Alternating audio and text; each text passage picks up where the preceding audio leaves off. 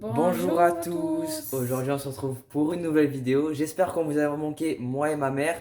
Donc voilà, on se retrouve pour une nouvelle vidéo. Désolé du retard Parce que voilà, il y a les études, on a contracté aussi le Covid, on était fatigués, mais en tous les cas, on est heureux d'être de... avec vous Voilà, aujourd'hui, de se retrouver. Donc aujourd'hui on se retrouve avec une recette pour vous remonter le moral, pour vous rappeler la fête foraine.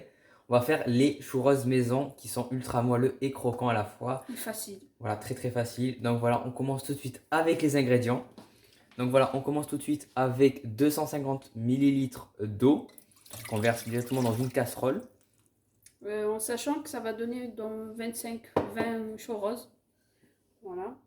Après, on a 30 millilitres, donc c'est à peu près 2 cuillères à soupe d'huile. Ça, on met bien sûr dans une casserole pour chauffer.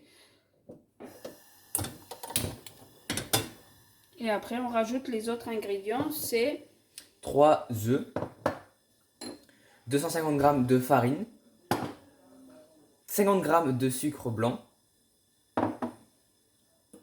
de l'arôme de vanille, un sachet de vanille aussi, un petit peu de sel. Et après, on a aussi le beurre, 25 g de beurre. Donc voilà, il y aura tout dans la description. Il y aura. C'est juste, vous pouvez la faire sans, mais moi je l'ai fait avec le beurre. Comment le résultat Elle est excellente avec le beurre. Voilà. Donc on va attendre que l'eau et l'huile commencent à bouillir et on se retrouve juste après. Donc voilà, l'eau et l'huile ont commencé à bouillir. Donc maintenant on va rajouter nos 50 g de sucre blanc. Et on va commencer à mélanger. Pour homogénéiser le tout, on va rajouter notre beurre. Donc il va commencer à fondre. En sachant, vous pouvez la faire sans le beurre, hein, avec l'huile, mais franchement, avec... Le beurre, c'est toujours aussi généreux. Donc vous allez rajouter votre sachet de sucre vanillé et votre arôme de vanille juste un petit peu pour donner le goût de vanille à votre préparation. Et vous allez mélanger le tout. Donc après vous rajoutez votre farine, donc il y a 250 g de farine. Donc voilà, vous obtenez maintenant, dès que vous avez ajouté la farine, vous obtenez une pâte qui colle vraiment. Donc je ne sais pas si vous avez déjà fait, mais c'est la même recette que la pâte à choux à peu près. Donc vous avez la même texture, la même consistance. N'oubliez pas la petite pincée de sel. Donc voilà, c'est toujours cette texture là. Donc vraiment, si vous voulez qu'on fasse la recette de la pâte à choux, donc j'ai des choux, des religieuses et tout, dites-nous en commentaire. On va faire des excellents éclairs et des religieuses qui vont être superbes. Alors, vous la faites travailler comme ça jusqu'à où vous pouvez la faire refroidir un petit peu, parce qu'on ne va pas mettre les œufs directement, sinon ils vont cuire avec la chaleur. Sinon, vos œufs, ils vont cuire. Alors, essayez de la travailler comme ça, d'enlever tous les grumeaux. Voilà. On commence à travailler et après on revient pour vous montrer comment on rajoute les œufs. Bien sûr, on a besoin d'un batteur, bien sûr.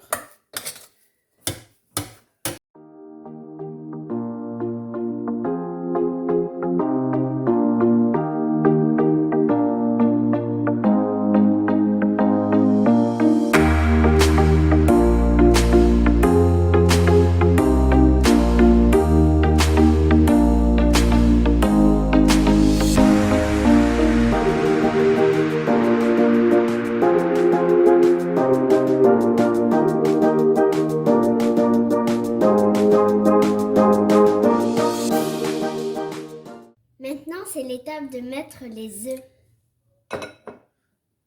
Allez, mets les œufs sur. Attends, hein. Allez, mets.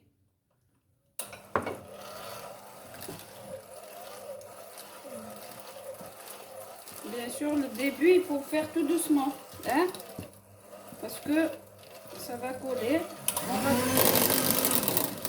On va rajouter le deuxième.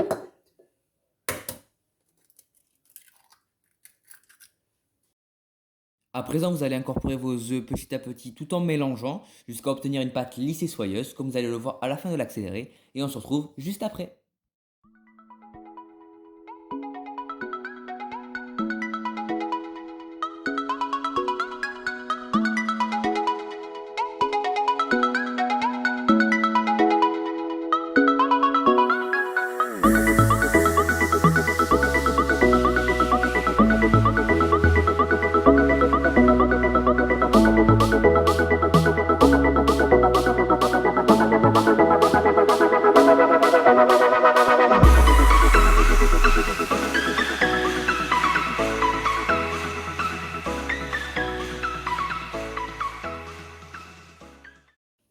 Donc voilà la texture que doit avoir la pâte après avoir bien travaillé et bien mélangé. Donc voilà, elle est bien lisse. Donc voilà, maintenant on va passer à la dernière étape, la cuisson. Donc d'abord on va bien sûr la mettre dans la poche à douille. Donc voici la douille qu'il faut avoir.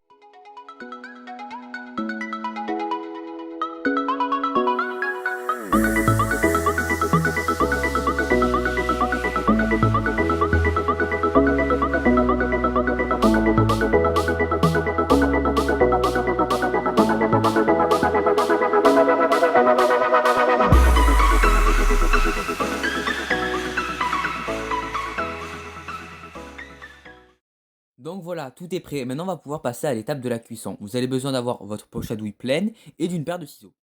Vous allez faire une pression sur la poche à douille et le couper à la taille que vous voulez.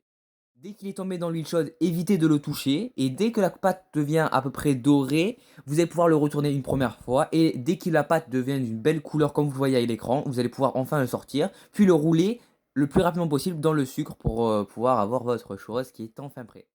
Et donc voilà, vous avez enfin un churros qui est prêt à être dégusté. Petit conseil, laissez-le un petit peu refroidir pour que la pâte devienne croustillante à souhait. Et donc maintenant, on va se laisser et on se retrouve juste après pour la dégustation.